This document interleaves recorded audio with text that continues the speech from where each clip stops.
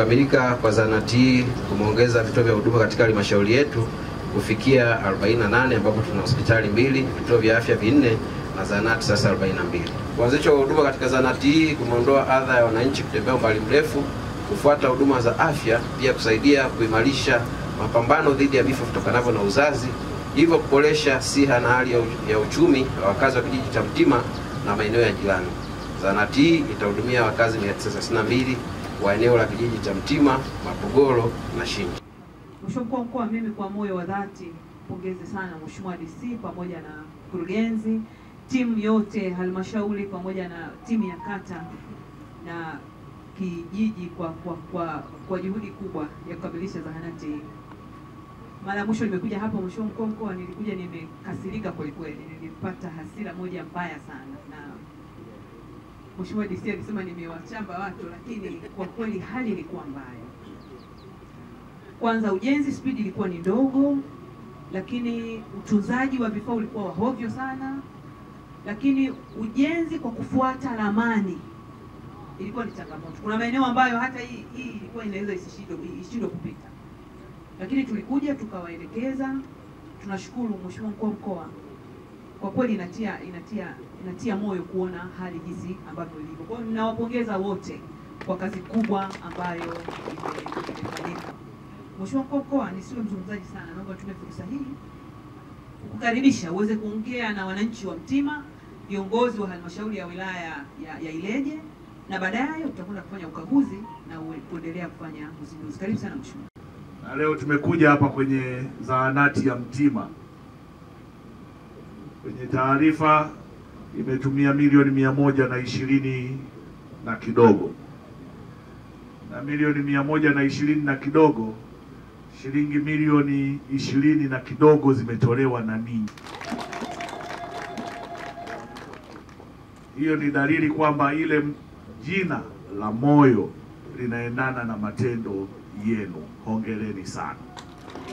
Lakini baada ya nyinyi kutoa milioni 20 mkajenga boma, mkalimaliza, serikali ikaweka milioni 50 ili kukamilisha na ninyi mpate huduma. Lakini huduma isingeweza kutolewa bila vifaa tiba.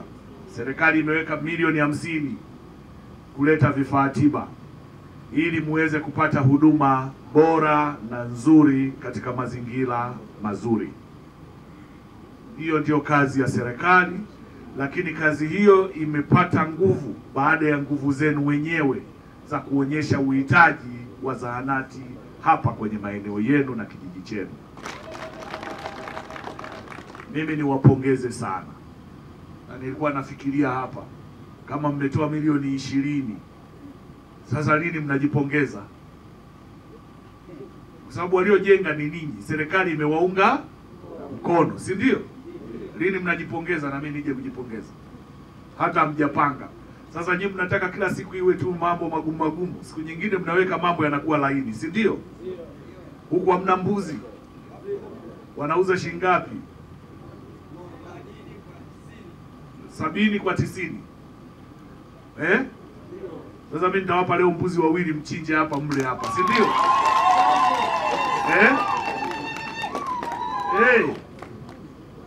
Ndio kazi ya mkuu wa mkoa. Mimi sinamwakilisha Mheshimiwa Rais. Rais wa Jamhuri ya Muungano wa Tanzania. Ni mdogo mdogo? Mkubwa sana. Sasa mimi nikipewa mamlaka ya mtu mkubwa sana, sina mimi lazima nifanane naye.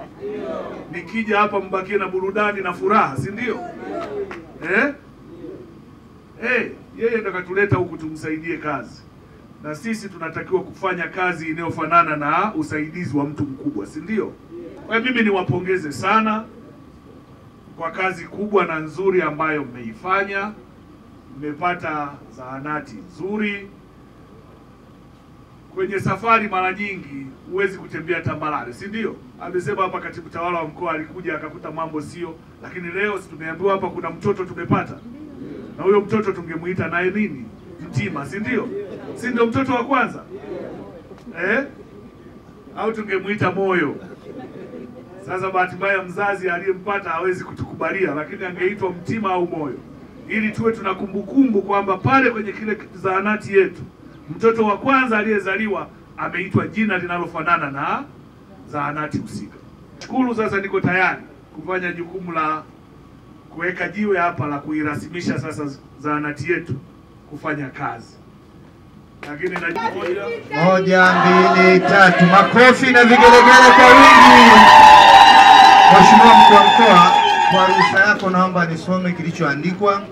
Mradi wa ujenzi wa zahanati ya Mtima umezinduliwa na Mheshimiwa Daniel Godfrey Chongolo, Mkuu wa Mkoa wa Songwe, tarehe 9 mwezi wa 4 2025.